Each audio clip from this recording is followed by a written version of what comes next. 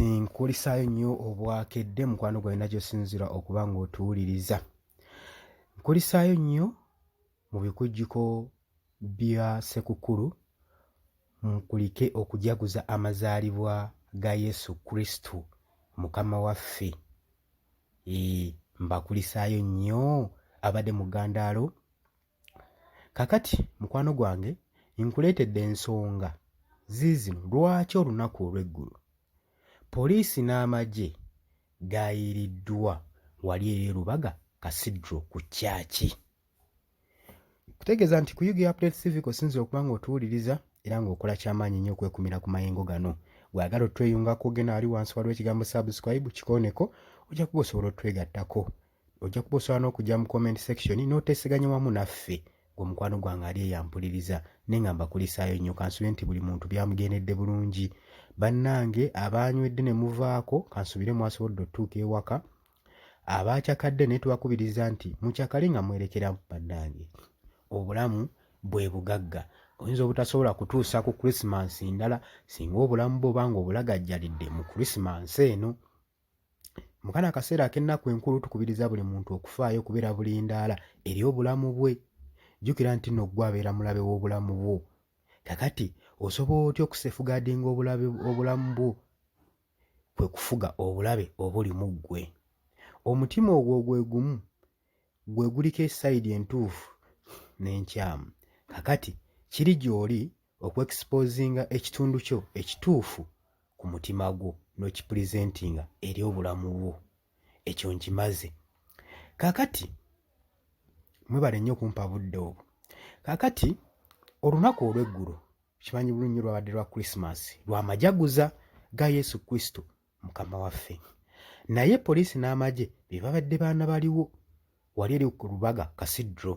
Lwaki? Era kino mbu kyatiisizaamu abamu Abakristu okukiikayo ekigere okugenda okulaba ku Yesu Kristo omwana eyazaaliddwa olunaku olw'eggulu. Naye ng'ensonga ziizino omwogezi wa poliisi zaatuwadde nabagamba nedda tebabadde ensonga yonna yakweraliikirira. Just ekyatuyisiza amagye ne poliisi okwetooloola kyaki ey'e Lubaga ze zino.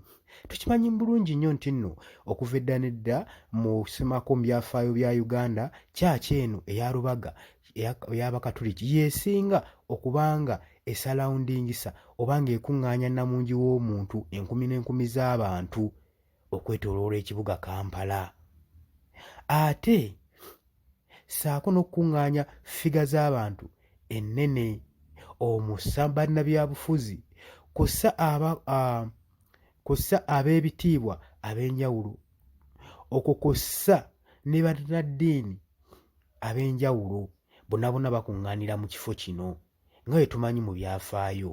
Kati twayagadde okukakasa nti nno Abakristo saako n'abannabyabufuzi saako n'abantu abanene abazze okusabira mu kifo kino okulaba ku Yesu Kristo Mukama waffe bagende nga babiri mu mirembe era babeere ng'omutima gubali wamu. Obuteeraliikirira basabe nga bali mu mirembe obutatuusibwako kazibu yadde n'akamu. Kyategerekese nti era sources ez'enjawulo zamaze dda okukikonfaminga nti buli muntu abadde ayingira ku kyaki awo babadde bamuyisaako akuuma kano aka screening akakebera saako n'okukebera physically okuyingira kyaki eno ey'e Lubaga Cathedral. Amagye ne poliisi geetoolodde ekifo kino aga yunifoomu saako ne ba-officers abaleeya nga ne mu kyaki nabo mwebali nga balindiridde mwoyo omutuukirivu munda gwe mukwano gwange ali eyo ampuliriza. Obwerinda bwabadde awo era ne bakubiriza n'Abakristo okubeera obulindaala okusobola okukolagana wamu ne poliisi banguye ensonga eno. Era ne poliisi yakubirizza Abakristo okwanguwako bakeere ku kyaki eno okusobola okulanga emirimu gyabwe gitambula bukwakku. Gwe mukwano gwange ali eyo ampuliriza. Ate n'ekirala okusinziira ku kabinja ka M23 akaatutte okulabula nga kagamba nti kasimbudde saa yonna nga batya kandituusa obulabe ku Bakristu oba ku Bannayuganda naddala mu bino ebiseera eby'ebikujjuko. Bagambye nti nno obulumbaganyi butera nnyo okukolebwa mu nnaku zino enkulu nga baagala okuba bakufokasinze ku nnamungi w'omuntu. Kati era y'ensonga lwaki twaprovidinze security ey'amaanyi ku Lubaga Kasidro gwe mukwano gwange ali eyampuliriza. Jjukira n'olunaku olw'eggulo eri e Kasese baate baaliridde mu lockdown oluvannyuma lwa poliisi n'amagye okusalako ekitundu eyo okusobola okulaba nga basafeguardinga ekifo ekyo gwe mukwano gwange ali eyo ampuliriza, okulaba nga basalako ensalo eziyingira okuva mu Congo okujja mu Uganda zonna zaadde zisaliddwako basobole okuba nga baprovidinga obutaganya muyeekera wa M23 kubanga ayingira ggwanga Uganda kubanga asobola okutuusaako obulabe ku bantu mu nnaku zino ez'ebikujjuko gwe mukwano gwange ali eyo ampuliriza.